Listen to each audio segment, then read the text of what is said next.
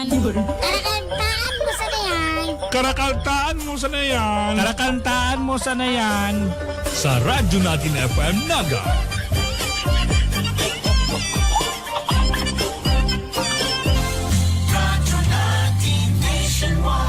Karakantaan mo sana yan.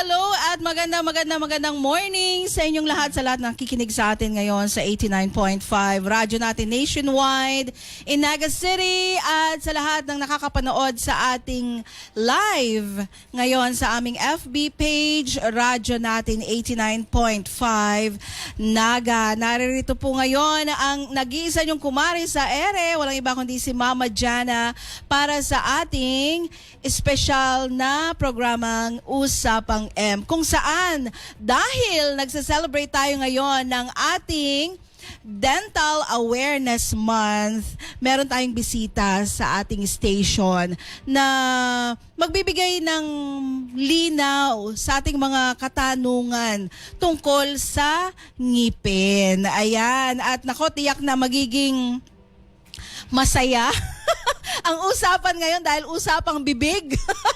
Ayan, makakasama ko po ang CBSUA or CBSY University Dentist. Ayan, at currently po siya ay nagte-take up ng siya po ay PhD candidate for Development Studies at UP Los Baños. Walang iba kung hindi si Doc Joanne Arcilla. Good morning, Hello, Doc. good morning po. Good morning po sa inyo. Doc, batiin mo muna yung mga kliyente. Baka naghihintay sa clinic ngayon. Hindi. Hello sa mga student ng CBSUA, mga colleagues and patients namin sa aming private clinic sa Dentasia. Good morning po sa inyong lahat. Ayan. So, Doc, wag na natin patagalin kasi napakaganda ng usapin natin ngayon. Lalong-lalo na at nagse-celebrate tayo ng Dental Awareness Yes po. Month. Pang ilang taon na po ba ito? 21st National Dental Health Month celebration na po ngayon. Ayan, 21st na. Oo. Pero yung mga katanungan natin dito ngayon, nagaling sa ating mga listeners at syempre bilang experience ko rin as a mom na may ngipin pa rin ngayon, syempre meron tayong mga katanungan na gusto nating linawin. Yes po. So umpisa na natin, Doc, ang ating mga bagay-bagay na gusto lang malinawan. Ano po? So, Doc, kasi as a personal experience, Yes po. dahil as a mom, iba po, ang alam ko lang din, or siguro nakalakihan ko rin po, no, na kapag yung ngipin natin, once na natanggalan tayo ng ngipin, lalo na yung mga bata, Yes po. tanggal yung mga milk teeth or yung milk tooth nila, ang lagi lang na sinasabi ng magulang is always brush your teeth Yes. Oo. para hindi siya masira, para maging maganda ang tubo niya, di ba po? And ako po ngayon na nandito na tayo sa edad ng ganito, ano po, bakit nga po ba mahalaga na alagaan, ano po, at panatiling healthy ang ating mga ngipin? Syempre, kasi ang ngipin natin, ang oral health, hindi lang naman din pati siya limited sa ngipin lang. Ngipin at yung mga supporting tissues niya sa paligid. Ang ngipin kasi, parang ano siya, para siyang ng tungkod sa ating mga buto. Siya nagsusupport sa mga bone structures natin. So, mula dito sa pababa, yan, may ngipin yan. Pagka nabunutan ka ng pangil, hanggang dito po yan sa may pisngi. Sumusuporta po yan sa ating cheekbone. Bones. Kaya Ang haba makikita pala. nyo, pagka nabunot yan, nagdudrop na. Kaya nakikita natin, ang mga lola, pag wala nang ngipin, bumabagsak yung mukha. Oh, kaya isa pala. po yung importante, kailangan mapapanatili natin ng ngipin. So, ang yan, physical burden ang na tawag niyan. nasisira yung physical features, and then yung function, pag walang ngipin, hindi tayo makakakain. Apektado ang speech, and apektado ang appearance. So, hindi ka makasmile. O, sige. So, physical. Next, psychological, may yan. So, pagka hindi ka na ngayon makasmile, hindi ka na ngayon hanap ng ka-love life niyan. Tapos, di ba? Paano ka i-smile? O kaya kung nakapustiso ka man, kasi maaga natanggal, humalak ka sa harapan ng boyfriend mo, tumalsik. O, di ba? Wala na naman tayong love life niyan. Katatapos lang pati ng Valentine's. So, tapos syempre, yung pagka nag-a-apply ka sa trabaho, unang-unang hinahanap, pleasing. O baka naman magsabihin nung nag-interview siya, please, umuwi ka na. Hindi niya makita. Hindi maganda sa paningin nila yung wala kang ngipin. Lalo na kung frontliner ang ina-applyan mo. 'Di ba? Wala ka namang nakitang stewardess na walang ngipin sa harap, o 'di ba? Beauty queen na walang ngipin, o 'di ba? Kailangan talaga para magandang boost ang ating personality, kailangan maganda ang smile. Buti nung Dok nung nag-face mask tayo, hindi hindi halata. Hindi halata na nakakaloko actually, diba? Na wala ka palang ngipin. Kindat-kindat lang, maganda ka na. Kapag tinanggal yung face mask. Ay wala. Sige. Face reveal. Pero Dok, since nasabi mo po yan, ang haba pala, nagulat ako kasi ang haba pala nung ngipin. Oo. So talagang ito pala yung source ng pagsasag ng cheekbone. Opo. Siya yung dahilan Opo. kung bakit siya bumabagsak. Kahit yung dito sa harap, pagka nabunutan ka na, bababa na siya. Kaya makikita mo, mahahalata mo kung sino yung nakapustiso, kahit na nakapustiso na siya. Kasi nagre-recede yung mga bones natin pag wala na siyang tungkod. Kasi siya ang parang suporta sa mga bones para ma-preserve yung features ng face. So, Yun din nga yung next question ko, Dok. Paano yung mga magaganda yung smile, yung pala naka-false stick sila. Oo. So, ang aabangan para malaman kung totoo ang ngipin niya is yung cheekbone. Oo, yung face. So, may one of the siya, para malaman mo na hindi na totoo yung ngipin niya. Kaya nga nauso ang implant. Kasi para palitan ngayon yung ngipin na natanggal, susuksukan ngayon ng mga implant para hindi siya mag-recede. Ah, Di ba I see. mahal? Pero mahal yan, Financial Dok. burden. Oo. Yun ang mangyayari naman ngayon. Kung kailangan mo maging maganda ka, maglalabas ka ng pera ngayon sa bulsa. Talaga. Oo. Yes. Oo. So, dapat pa lang, from the very start, na bata pa lang, kasi Dok, nag-brush na ng teeth. Oo. Yung bang mga dental floss, talaga bang importante pa yan? Oo naman, kasi yung mga in-between ng, yung mga sumasabit sa in-between, kailangan matanggal. Di ba pwedeng toothpick na lang, Dok? Ang toothpick kasi, pwede naman siya, kaya lang may proper way dyan. O kaya, dapat dahan-dahan ka kasi yung toothpick naman, kasi mas malaki ka siya compare sa dental floss. So, yung toothpick, pag tinosok mo dyan, mas-damage yung gums. So, ang gums, pagka nakat siya, hindi na siya tumutubo ulit. So, makikita mo, kaya makikita ka merong parang bintana sa gitna kasi katututpick na cut na siya. I see. Pagka dental floss kasi, hindi siya masyadong damage nung gums niya.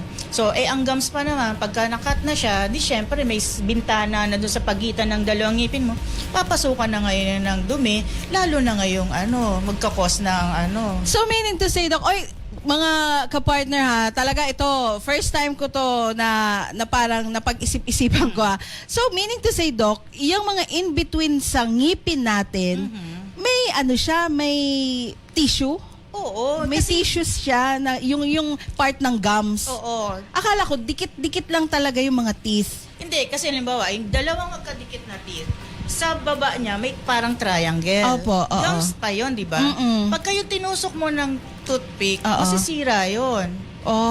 Yun pa naman, takip yun, para doon sa in-between doon sa baba ng ngipin. Pag kayo na-cut na, papasukan na Yun yun. Oo. Kaya medyo parang may sangaw. Oo. Tapos ngayon, papasukan na ng dumi, papasok na yung pababa. So, in between ng teeth and then the bone, papasok na yung sa periodontium. Ngayon, So yun na yung mag-start ng cavity. oo, pwede na yung mag-start ng gingivitis, tapos periodontal disease na siya.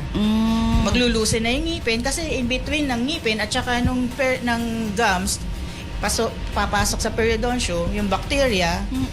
So magkakaroon na ng gum and periodontal disease na siya. So, Doc, kapag sinabing dental health, hindi lang siya ngipin. Katulad na sinabi mo kanina, kasama na yung gilagid, yung gums, yung dila. Ayan. Pisngi. Isa pa yan, Doc, kasi usually po, di ba, pag nagbabrush tayo ng ngipin, ang focus is sa ngipin talaga. Oo. So minsan, pasintabi po kung may mga nagbe-breakfast pa dyan, nagdudugo yung gums. Oo. So does it mean na nalulugad na yung sinasabi natin, yung takip, yung Oo. in-between? Yes.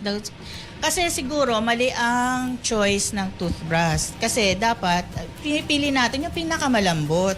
Kasi soft tissue siya, dapat ang panghagod mo din sa kanya soft din. Pagka pinadaanan mo siya ng matigas na bristles, magagasgas ngayon yung gilagid, pati yung ngipin. Kaya may mga ngipin na kuminsan may parang tapya sa harapan. Kasi doon makikita yung talagang regular na dinadaanan ng toothbrush. So, magkakaroon siya ng parang erosion. And then, magngingilo na, sasakit na. Then, ayun na. So bunot na. mali yung kaisipan, kasi ako, Doc, personally parang mas prefer ko yung matigas. Oo. Yung bristles ng toothbrush. Kasi feeling ko, natatanggal niya yung mga ati sa ngipin. Yes, oo. Opo. Pero, at the same time, nawo-worry ako kasi minsan talagang may bleeding na nangyayari. So, kasi yung matigas na bristles niya, hindi naman siya nakakasiksik dun sa mga hard to reach area. So, kaya ang natatamaan lang niya, kung sino nila yung matamaan niya, kaya nagfa-flatten ngayon. Oo. Tapos saka magkakaroon na ng erosion, masisira na ngayon. And at the same time, kasi yung ngipin natin may dalawang layer, enamel at saka yung sinatawag nating dentin. Yung white part, yun ang puti. And then yung second layer niya is yung yellowish, yung dentin. Ngayon, kung masyadong matigas ang toothbrush or yung bristles na toothbrush mo, mauubos ngayon yung enamel. Kasi yung enamel, yun ang pinaka-protection sa ngipin. Para hindi siya mangilo. Pag manipis na siya, kasi yung dentin naman, ando doon yung nerves, at saka yung blood supplies. Pagka numipis na yung enamel, magre-reflect na yun, magkukulay yellow.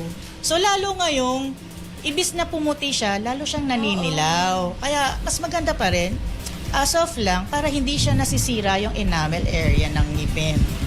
So, does it mean, Doc, sa mga nagsisigarilyo, kasi di ba po nag-yellow yung teeth nila, kahit na nagtututbrush sila, ganun pa rin. So, hindi naman yun yung sinasabi mo, yung yellow part ng teeth. Iba na yun, cause na yun nung galing nung ingredient na galing sa cigarette. Oo, kasi, pero nag-ano naman siya, pwede naman pagka nagpa-prophylaxis, pwede siyang bumalik. Mapapaputi pa naman siya. Ano yan, Doc? Tikikit-kit, yung prophylaxis Oo, na yun? parang binabrush siya, tapos tinatanggal yung calcular deposits, matatanggal siya. Ayan. Oy, ayan ha, mga mare at mga pare ko ha. Ako talaga, ang mga ang mga chinichika namin dito ni Doc Joanne is yung talagang parang alam na natin na gawin kasi parang basic na sa atin yung pag-toothbrush, pero underneath pala ng pag-toothbrush na yan, meron pa tayong mga dapat malaman na yun yung mga importanteng factor para mapanatili natin na healthy ang ngipin natin at saka yung gums. Kasi hindi lang dapat ngipin, pati yung gums, pati yung dila. Kasi Doc, di ba, tama ba na gamitin din yung toothbrush para sa dila? Tama. Pero bago yan, tatanungin kita, paano ka mag-toothbrush? Yung Paano ang stroke o anong technique ang ginagamit mo? Tama ba? Kasi, kuminsan, kaya idadagdag ko doon sa una nating na a-abrade yung ngipin kasi mali yung stroke. Dapat paikot-ikot, hindi lang siya yung straight na Oo, ganon. yung ganon. And then, from gilagid, stroke niya pababa. Sa harap. Opo, And then sa harap. baba, Parang from nagsusuklay. sa baba, pataas naman. Kasi kung ganon ang stroke mo, yung dumi sa gitna, napupush mo ngayon pataas. Papasok sa in between Parang ng guilty ako dyan, Doc. papasok in between ng gilagid at saka ng ngipin. So, ando doon. Maiipon siya noon, magiging tartar. So, pagdating ka sa dental clinic, matigas na siya. Kukut-kutin ngayon. O kaya, kung hindi siya natatanggal, tuwing magtutoothbrush ka, dudugo ang ngipin, ang gilagid. Oo, gilagid. So, dapat Dapat ba nakanganga, Doc? Kasi 'di ba, pwede naman nakasmile ka lang. oo, nakasmile. Pero kasi baka ganun din. Oo. From- Ganun din yung makakalabasan yung dumi. Hindi, halimbawa, kung ito ang ngipin, pag ganyan, i-brush mo siya from gilagid, brush mo pababa. So, ganon. And then, sa baba na, pataas. So, mag-i-start yung bristle mo, nakapatong sa gilagid. And then, pababang ganon. And then, saka ka na mag-circular, and then, straight pagka ano. Kasi hindi dapat straight lang. Kasi isa lang ang napupuntahan. Tapos, hindi naman nalilinis lahat. And then, kung sa dila naman, importante rin lilinisin ng dila kasi doon nagkukulture ang bacteria. Kung minsan, nakapag-toothbrush ka na, mabaho pa rin ang hininga. Kasi doon yung parang mga fungi, bacteria sa dila. Makikita mo kung ba yung dila mo, yung parang may makapal na puti layer. Fungus yun. So, doon yun. Yung mabaho yun. So, kung pwede naman siyang i-scrape, meron tayong mga tinatawag na tongue scraper. O kaya, yung mga pasyente kung medyo hindi pa namang kung meron kang spare na kutsara, i-brush mo siya and then i-scrape mo ng konti, dahan-dahan lang. Tapos, tapos mumugan mo para matanggal yung makapal na puti. Ayan. Tapos para fresh siya uli. Kaya lang yung kutsara, huwag nang lalagay doon sa paminggalan. Kawawa naman yung gagamit nun. Kahit hinugasan. Ihiwalay na Ihiwalay to. mo naman. Kahit na hinugasan mo, Oo. i-imagine mo pa rin Oo yung nga. saan galing yun, di ba? Ihiwalay na to. Ihiwalay na to. Kawawa naman. Lalo kung makita ka. Okay, disposable na lang yung Oo, gamitin. pwede naman. Pero Disposable. may tongue scraper tayong nabibili naman. Ayan, pero Doc, exempted ba dyan ang mga babies? Hindi, ang babies nga, di ba, kasi pagka nagdedede sila, Di ba? May mga puti Oo. talaga sila dyan. yung clean gauze, ilalagay sa index finger ng mother, tapos saka siya i-scrape para hindi siya kumakapal. Kasi I think hindi masyado napapractice yan. Oo, tapos pati yung gilagid, mamasahihin, para maganda rin ang Kasi parang nakakatakot. Parang mostly natatakot baka Oo. masundot Oo. or magdugo. Ganyan. Pero lang, dahan-dahan lang. Pero matatanggal siya ng gauze na yung malinis. Yun, naman siya para sterile. Tapos yun na ipapasok sa bibig. Kasi baka akala supsupin ng Oo. baby kasi akala dede na naman nila to. Kasi dapat ang dental visit dapat kasi sa center kasi yung nung college kami, ang mga prenatal pa lang may dental na siya. Kasama na ang oral health sa check-up. Binibigyan ng advice yung mother kung paano aalagaan ang sarili niya na hindi makaka-apekto or makakatulong sa pag-develop ng ngipin. Kasi 'di ba, may mga baby na lumalabas na may cleft lip, may cleft palate kasi during pregnancy or first trimester ng pregnancy, meron siyang inom na hindi dapat, meron siyang ginawa or nagkasakit siya.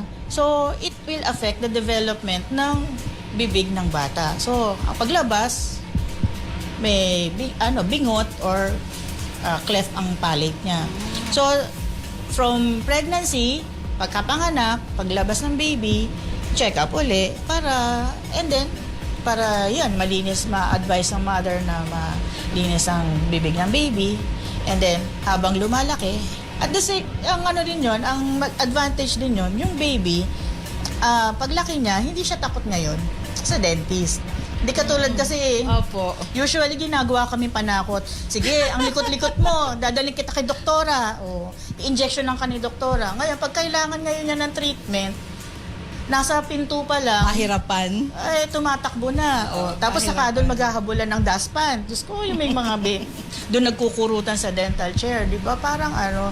So, kawawa yung bata. Imbis na yung dental needs niya na ibibigay dahil sa unnecessary or misconception, hindi niya ngayon nakukuha kasi sa fear, nakadevelop siya ng fear. And part yan, mga Mariko ha, part po yan ng karapatan ng mga bata sa parte ng health care nila. Ano po, kasama yan. Hindi lang yung vitamins, hindi lang yung physical health nila, yung pagkain, kundi pati yung dental health nila. Kasi pinakamalaking isa sa pinakamalaking cases ng reason bakit uma-absent ang bata sa school kasi sa Masakit ang ngipin. Oo.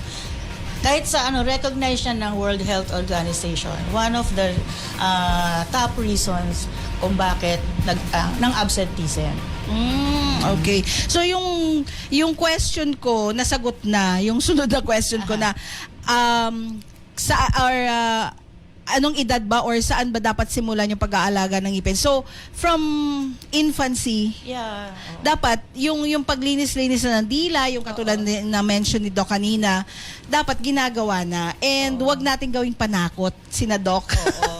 Para padisiplina yung mga bata. Humanap tayo ibang way, pero wag sila kasi importante na kasali sila sa healthcare ng mga anak natin. Correct, ano po? yeah. And one more thing, Doc, para naman po sa mga sira yung ngipin, ayan ha, na yung hindi po makapag-decide kung magpapapasta sila or magpapabunot na lang ng ngipin nila.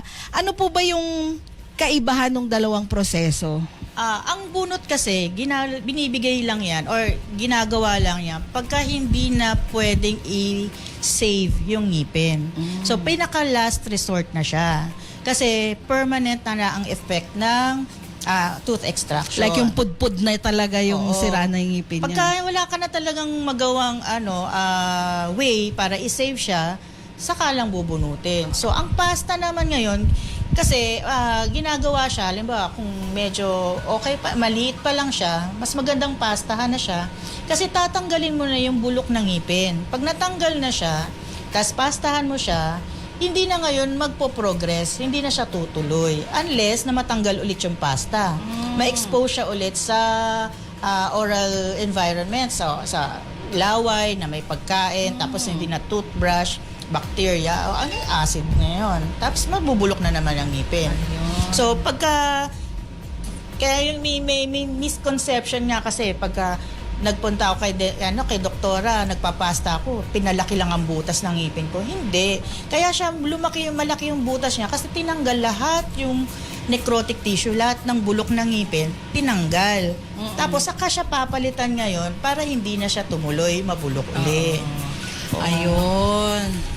Ganun pala yun. Kaya medyo maski nagpapapasta ka, medyo masakit. Kasi nililinisan talaga yung loob ng ngipin. Kung minsan kasi mas lumalalim na siya sa nerve. So, pag malapit na siya sa nerve, syempre masakit siya kasi na-trigger mo na yung konti yung mga yung mga nerve doon.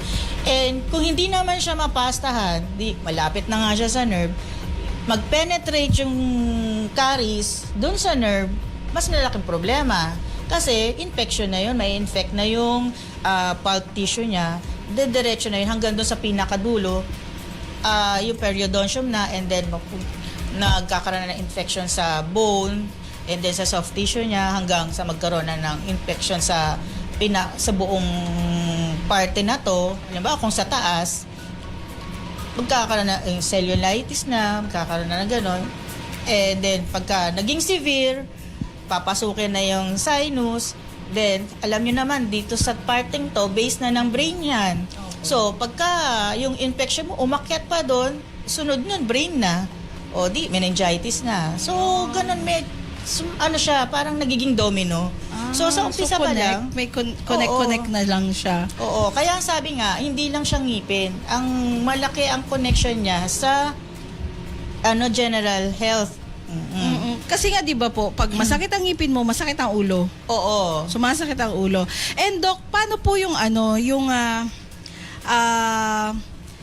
kasi speaking of sumasakit ang ulo, pag sumakit ang ngipin, ang nagiging first reaction ng tao, pupunta na ako ng dentista, papatanggal ko na to kasi ang sakit-sakit na. Pero generally, alam naman natin na kapag masakit ang ngipin, hindi siya agad pwedeng bunutin. Bunutin, oo. Right? Tama po ba? Bakit po? May cases, depende kasi sa case. Pagka sumasakit siya kasi malapit na siya sa nerve, ang ginagawa namin, nilalaglan namin lang siya ng gamot to calm the nerve. Excuse me. Tapos, saka siya nilalagyan ng pasta. Nawawala na yung sakit nun. At para yung mga sabi ng mga estudyante namin, pagpasok, nakaganon, umiiyak, and then lalagyan ko ng gamot, paglabas niya, nakangiti na. Amazing na wala. Na hindi mo kailangan siyang bunutin. Kasi pwede pa siyang i-save. Kasi meron nilalagay na gamot. And then, kung masakit na siya, tapos namamaga, ayun, saka siya pwede pa nga rin siyang i-save na hindi mo na siya bunutin, pwede siyang i-root canal, tapos with make adjuvant na antibiotics, tapos root canal, wala na yung nerve na na-infect, tapos ginamot na yung supporting tissues, save na naman ulit. Pero kung talaga, Doc, na talagang dapat na siyang tanggalin, affected na talaga pag sumasakit, pudpud na. Kasi kung minsan, pagkapudpud ng ngipin, pagpatay ng ngipin, wala ka na rin mararamdaman nun. Ang magiging ma-infect na lang yun, yung supporting tissues na lang yan, yung gilagid niya, kasi natutusok-tusok siya ng mga sharp edges ng nabubulok. Kaya, kuminsan siya namamaga. So, usually kasi pagkapatay na yung ngipin, wala ka nang mararamdaman. So as long as may nararamdaman, Kaya lang, parang pag-ibig. Oo. Kaya lang, pagka ando doon pa rin yung bulok, binabahayan siya ng mikrobyo. As long as ando doon yung bulok ng ngipin, babahayan yun ng mikrobyo, potential siyang sumakit. So pag ganun, Doc, so ang kaibahan niya, as long as may nararamdaman pa siya, Oo. pwede pang ma-save. Pwede pa. Unless lang talagang hindi, yung... Kung wala na, kung na wala talagang parang ano na lang siya, sa gabal na lang siya, or Oo. sa pagpakiramdam niya na parang iba na, yung hindi maganda sa pakiramdam sa dila niya, sa Oo. ngipin niya, pero patay na yung ngipin niya, Oo. so extraction na talaga. Oo. Kung ang ang presence niya dun sa bibig, house na lang siya ng bacteria, tanggalin na siya. Kasi baka yung bacteria na yun, pumunta pa sa system natin, dediretso yan sa heart o sa anumang parte ng system natin, medyo delikado na siya. So Doc, is it true na talagang kapag ganun yung tipo na nangipin na sumasakit nga, may mga bakterya na or deads na yung ngipin niya, talagang nakakakos ng bad breath? Oo, kasi nga, pag may bacteria, di ba, example natin yan, yung clean water, ando doon siya, malagyan siya ng bacteria, after a few days, kahit na sabihin mong distilled water pa yan, na contaminate siya, pag binalikan mo, amuyin mo, mabaho. Kasi yung bacteria, yun nagkakos ng ng bad breath, bad smell talaga. Kasi parang contaminated na siya. So, kung laging malinis ang ngipin, ang bibig, wala siyang nakakatirang mga bacteria dyan. Wala kang inaalaga ang binabahay ng bacteria. Magandang hininga mo. Paano kung ganun, Doc? Ganun yung ngipin mo maganda tapos meron pa ring amoy? Kailangan mo na yan. I-refer na natin Iba yan sa na yan. medical. Ayun. Kasi baka meron siya sa GIT na problem, yung gastrointestinal na, pag dighay niya, usually mga yung may mga GERD, yung mga acidic. Opo. Pag dighay niyang ganun, Iba yung yan. amoy. Oo, kasi meron siyang problem sa tiyan. Ayun. So ibang part na yon. Oo. Bali, yung systemic or medical problem na niya, ini-influence naman na ngayon ang bibig para magkaroon ng dental problem. So, kaya interrelated talaga yung general health tsaka yung bibig. So aside po sa mga nakikinig sa atin ngayon, so aside sa problema na kung physically hindi maganda yung tubo ng teeth mo, tapos hindi mo pa siya naalaga ang maigi, na may mga bulok ka na dyan ng ngipin, dagdag pa yon sa sa physical problem na pati yung hininga mo Oo. problema, parang pag nagsalita ka lalayo ang Oo, di ba? pasimple na lumalayo sa iyo. Masisira ang ano natin. Collapse na naman ang ano natin, ang Love life. self-confidence. Wala na naman, zero na naman ang love life, Doc. Oo. Ayan. Para naman po sa mga gustong magpaayos ng ngipin. So, ito na, nalaman na ako nga nako-convince na. Ano, sa mga gusto naman po magpaayos ng ngipin na gusto magpantay-pantay, 'di ba po? Meron tayong tinatawag na nilalagay ng mga braces, opo. So, ilang klaseng braces po ba ang pwedeng may undergo ng isang tao? Tsaka yung ano-ano po ba to? Kasi may nakikita ko yung parang meron silang small square na makintab, yung iba may color coding. Tapos yung iba straight lang. So pwede mo po ba, Doc, i-ano sa amin kung ano ba yung mga nakikita namin yun sa mga ngipin nila? Kasi ang nakikita mong yun ang tinatawag nating brackets, yung mga maliliit na squares. Yun, dinidikit yun isa-isa sa kada isang ngipin. Para saan po yun? Kasi doon ikakabit naman yung wire na mag-i-straighten ng ngipin. So kung sungal, araw ka yan. Oo. Makikita mo, bali-baliko din ang itsura niya sa umpisa. Pagka nag-straight na out, nag-align na yung mga square na yan, straight na rin ang ngipin mo. And then, kung minsan, yung wire nun, makikita mo, kasi may mga brackets na iba-ibang materials. Depende sa budget ng pasyente. Kung yung pinaka-common na nakikita natin yung metal. Meron pa yung plastic na parang para hindi siya halata, pakulay ng ngipin. Meron pala nun. Yung iba naman, gusto precious metals, yung ginagamit natin sa jewelries, yun ang nilalagay. Depende talaga kung gaano ka, kung artistahin ang bulsa mo. Talagang ilalagay sa'yo. talagang insured dapat ang ngipin. Oo. Kaya, kaya pag may nakita kayong braces, may wire na bali-baliko pa, ibig sabihin, ini-straighten na pa yan. Nasa different stages kasi yan ng therapy. Pero yung straight lang po. Na parang alambre lang. Oo, yun. parang alambre lang. Yun? Retainers yun. Ginagamit yun after mo nang mag-braces. Oo, kasi para hindi siya, to prevent relapse. Kasi kung minsan para siyang nagbubumirang, bumabalik kasi wala na ulit yung braces. So, sinusuot yung mga... may ganun po? May instances na pwedeng bumalik? Opo. Kasi kung minsan may pasyente kasi hindi na nag-undergo ng mga finishing procedures. So, may namimiss siya, patanggal lang kasi parang ang daming may personal reasons. So, pag hindi sila nag-retainer, parang mayroong relapse, babalik. I see. So, dapat makumpleto yung proseso. Oo. Para kung talagang gusto mong gumanda yung ngiting yayamanin, yung ngipin. Para hindi masayang yung kumpleto mo. 90,000, True. 50,000. Opo. Gumastos ka na rin lang naman. Tapusin na. Oo. Para talagang makikita mo yung resulta na talagang yun yung hinahanap mong resulta din sa ngipin. Ayan. Alright, so ang last but not the least question ko, ito po, Doc, medyo naging question na tinatanong din sa akin ng mga bata na maliliit. Ano po, pag po ba natanggal na ang milk teeth, di tutubo ang permanent teeth? Pag po ba tumubo na ang permanent teeth at natanggal, wala na po ba yung susunod? Wala na po. Hindi tayo kamag-anak ni Baby Shark. Dalawang set ng ngipin lang po tayo. Milk teeth at saka permanent teeth. Hindi katulad ng mga shark, iba-ibang layer siya. Pag natanggal, tumutubo uli. Sa atin, talagang dalawa lang. So mga mommies dapat Kaya dapat pong alagaan. Oo. Kasi ang promotion ng World Health, dapat may maintain tayong at least 20 ngipin hanggang at age of 70. So kung at age of 13 pa lang nabunutan ka na agad ng front teeth, ng bagang, o di ilan na, 32 lang ang ngipin natin. Di paano natin mapapanatili hanggang age of 70. Kasi sabi ng WHO, kailangan nating may matirang 20, at least 20 ng ngipin para magkaroon tayo ng quality oral health.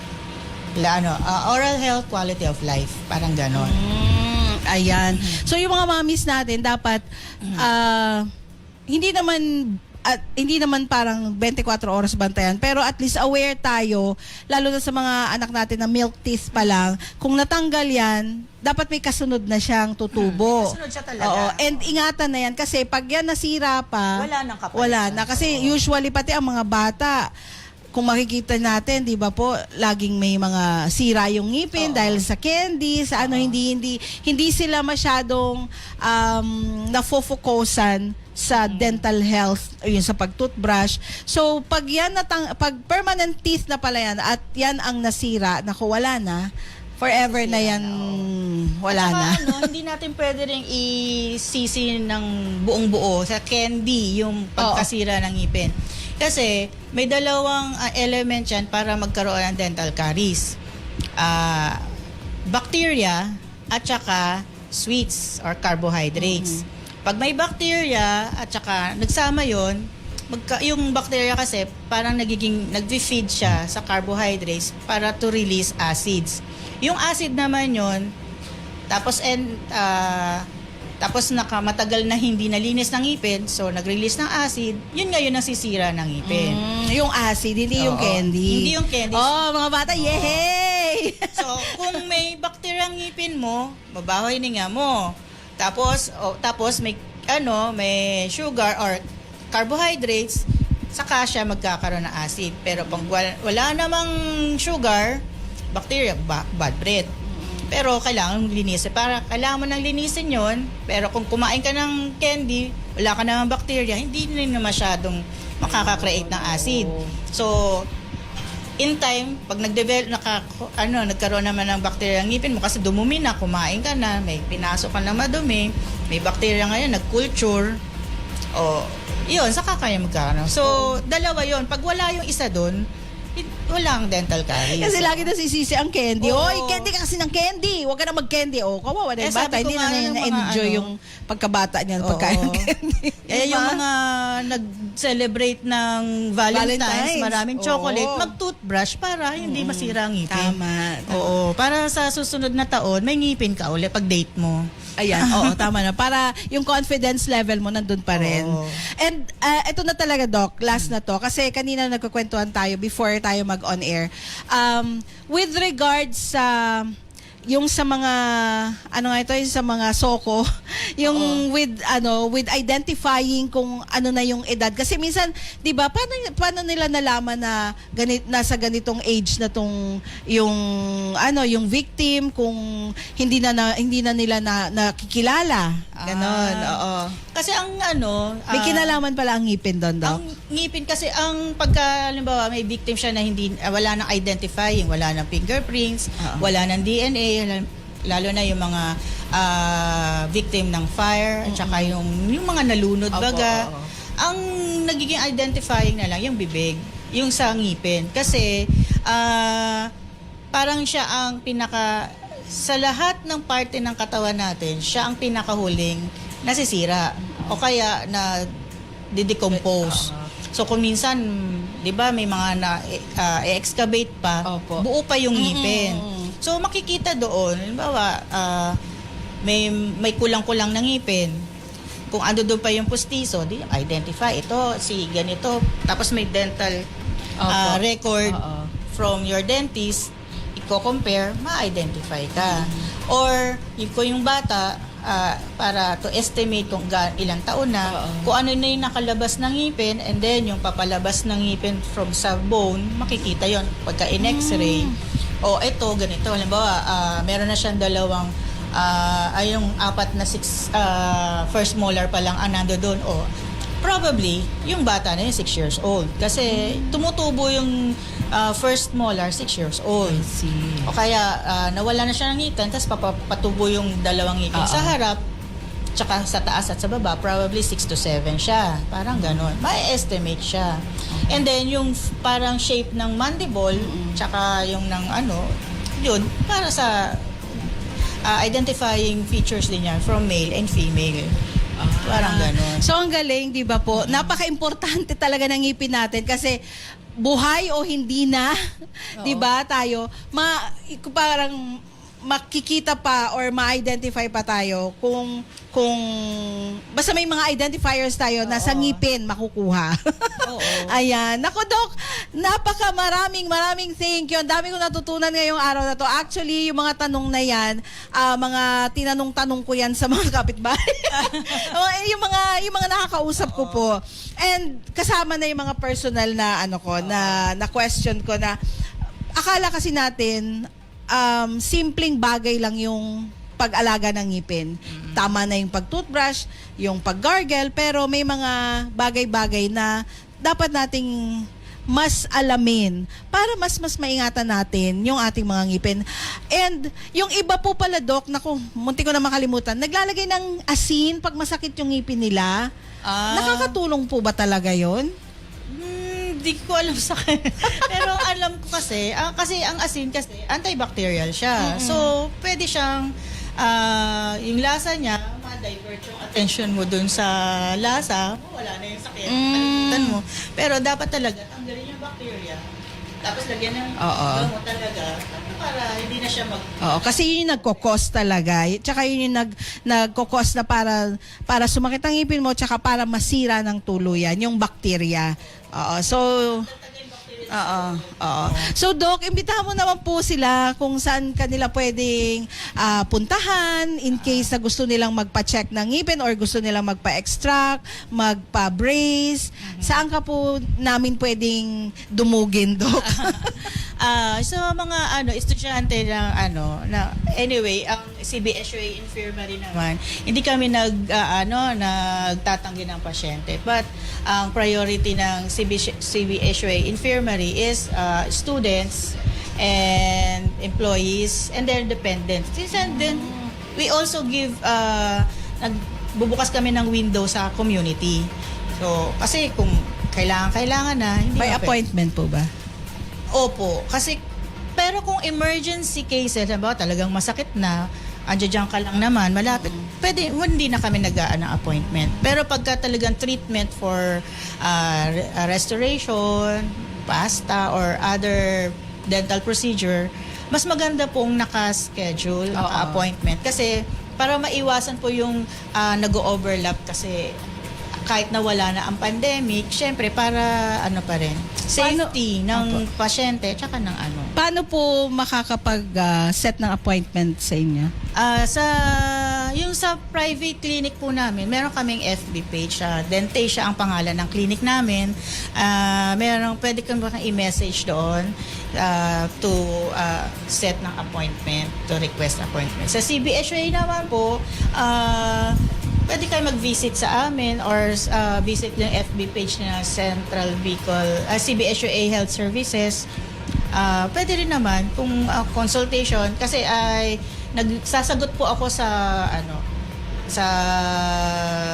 messages o online consultation kay estudyante or taga CBSUA, hindi, laging open lang po. I see. Kasi pag padala ng picture, ayan, itong gagamit mo, sige, you can ask, pwede ka mag-appointment sa any dental clinic you like. Kasi marami naman. Mga friendship ko na ng mga dentist. Or you can recommend, di ba? Pwede ka magbigay ng referral. Referral. Kung talagang urgent na, kailangan mo na reseta, I can give prescription online. Kasi recognize mo ng pharmacy ang online prescription. Opo. Nakikita lang nila prescription. Tsaka ang gagaling ng mga dentist natin dito sa Naga, sa totoo lang, sa Bicol. Diligence Opo. improve ng kanilang mga craft. Iba kasi natatakot baka daw mabigat. Pero parang we can rest assured na yung mga talagang dentist natin, talagang they take good care of their patient. Oo, ang dalas-dalas ng ng mga trainings and seminars na ina-attend na natin ng mga dentist natin dito. kuminsan yung mga dentist na nga umaayaw kasi masisipag yung mga officers ng PDA, Kamsur. Ayan, napakagaling. Mga seminars and trainings. Ayan. So, Doc Joanne, thank you so much sa pagbibigay mo po ng inyong time. Alam ko busy kayo, but still, pumunta kayo dito sa station namin to give us time para naman matulungan yung mga kababayan natin about dental awareness. Salamat din sa invite. Kasi sa advocacy para sa advocacy ng oral health. Doc, message po para sa lahat ng nanonood at lahat na nakikinig sa atin ngayon with regards to dental awareness. Ang oral health po ay nagiging kinokonsidera ngayon ng WHO as a silent pandemic. Ang alarming na po ang problem natin sa oral health. Sabi na nga 9 out of 10 Filipinos has dental caries. So, gano'n na siya kataas ang prevalence. So, kailangan lang natin, madali naman siyang i-prevent, kaya lang medyo kailangan lang natin dagdagan pa ang pag-educate ng masa. Katulad ng ginagawa natin ngayon para ma-clear, parang myth buster nga ang ginagawa natin ngayon, no? Para yung mga misconception ma-clear. Very easy naman to prevent dental caries. Kailangan lang talaga mawala ang bacteria and then hindi masyadong ang diet natin controlled para hindi tayo develop ng dental caries or other dental disease. So, at importante po ang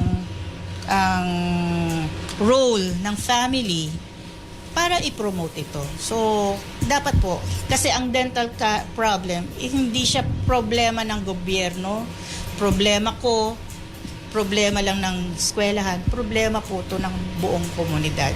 So, dapat po, sama-sama tayo to resolve this problem. And sa lahat naman po ng bagay at sa lahat ng pagbibigay ng edukasyon sa ating mga anak, nag-uumpisa po yan sa bahay. Oo.